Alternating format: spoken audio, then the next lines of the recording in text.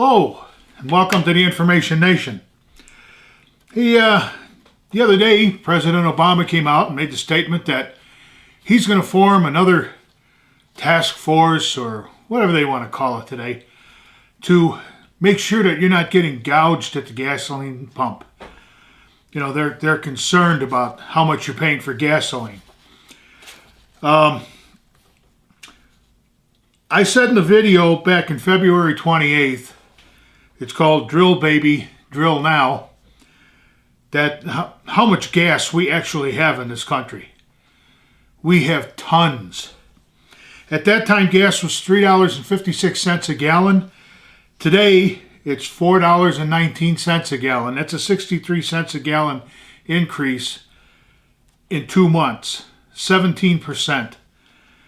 If you're using 10 gallons of gas a week, that's a $327 jump per year.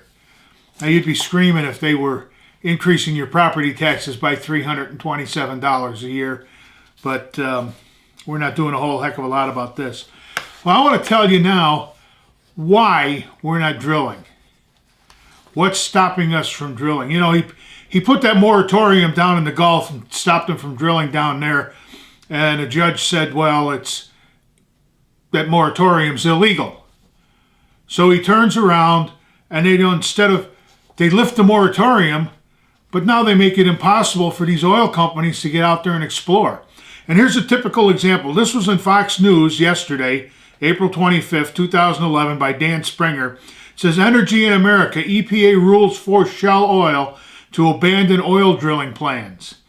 Shell Oil Company has announced it must scrap efforts to drill for oil this summer in the Arctic Ocean off the northern coast of Alaska. The decision comes following a ruling by EPA's Environmental Appeals Board to withhold critical air permits. The move has angered some in Congress and triggered a flurry of legislation aimed at stripping the EPA of its oil drilling oversight.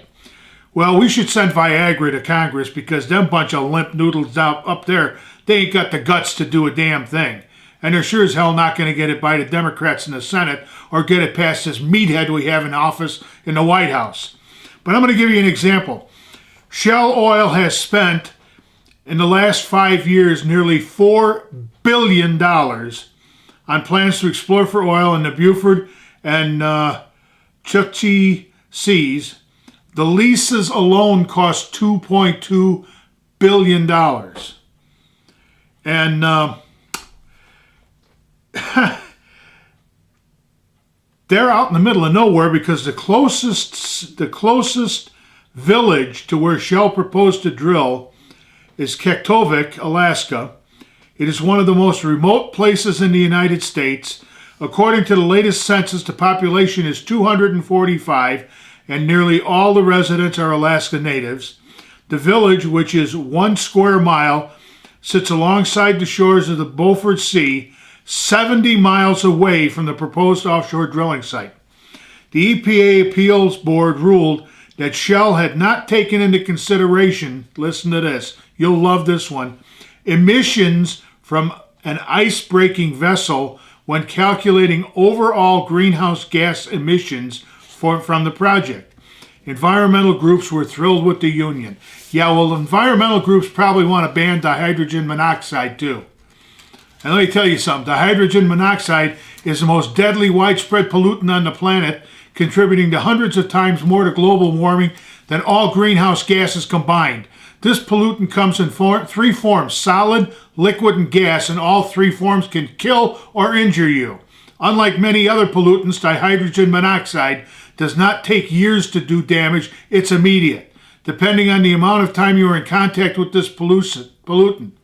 In its gaseous form, you can get first-degree burns on your skin to amputation to death. In the liquid form, it is responsible for a number of deadly, debilitating diseases, and 1 inch in liquid form can kill you. And I'm surprised that the EPA isn't out there screaming and hollering about this. I mean, dihydrogen monoxide. It's water. But didn't I make it sound threatening? So let's get back to the oil. At stake is an estimated $27 billion barrels of oil. That's how much the U.S. Geological Survey believes is in the U.S. portion of the Arctic Ocean. For perspective, that represents 2.5 times more oil than has flowed down the Trans-Alaska Pipeline throughout its 30-year history. The pipeline is getting dangerously low on oil. At 660,000 barrels a day, it's carrying only 1/3 its capacity. So they could pump 2 billion barrels of oil a day through that pipeline. And we're being stopped because of some political, social, some EPA meathead, some environmental wacko. Oh my gosh, you're gonna have an icebreaker go through there. What is the environmental impact from the pollutants coming from the ship? Probably a lot less than if the crew stood on a deck and farted. What in the heck is the matter with these people? They are destroying this economy. We need to take Congress and tell them in no uncertain terms, either control the EPA or ban the EPA. They have no business doing this stuff.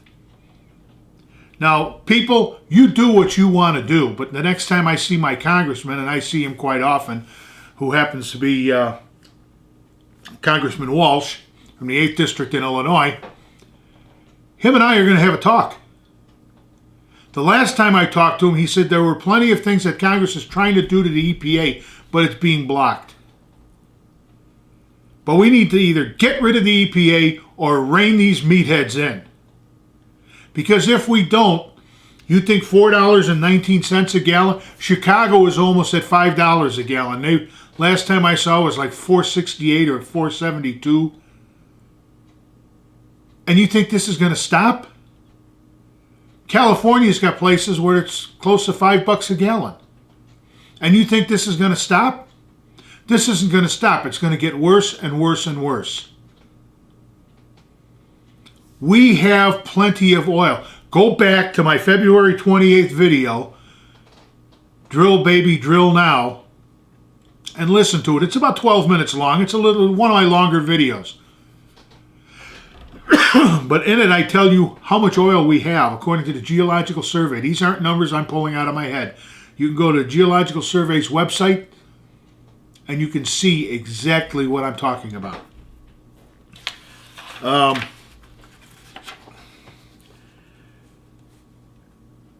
Production on the North Slope of Alaska has declined at a rate of about 7% a year. If the volume gets much lower, the pipeline officials say they'll have to shut it down. Well, that's 500 million barrels a day that we're not going to get there. You think the price of oil isn't going to go up?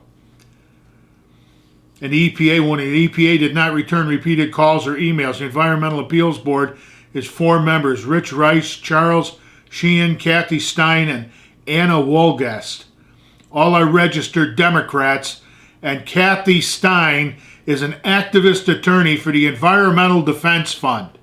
Tell me this isn't stacked. You tell me that this isn't stacked. You're getting it shoved up your chocolate whiz-wang by a bunch of activists. They can take their EPA and shove it up their chocolate whiz-wang. Members are appointed by the EPA administrator. Alaskan Republican senators think it's time for some changes. EPA has demonstrated they're not competent to handle the process, said Senator Lisa Murkowski. So if they're not competent to handle it, they need to get out of the way. Murkowski supported budget amendments that would have stripped the EPA of its oversight role in Arctic offshore drilling. The Interior Department issues air permits to oil companies working in the Gulf of Mexico. All this oil drilling is exactly that. It should be handled by the Department of the Interior, so we don't need the EPA to do this. Wake up, people. Get on the phones. Call your senators. Call your congressmen. Call King Obama and tell him to forget about starting another little thing to go out there and see if we're getting gouged, because we're not getting gouged at the gas pump. We're getting screwed by the EPA and the environmental wackos. But hey, that's just my opinion. This is Ken for the Information Nation. I want to thank you for tuning in. Hey, we'll have links down below. Give us a thumbs up if you would. Subscribe. We'll see you next time. Bye-bye.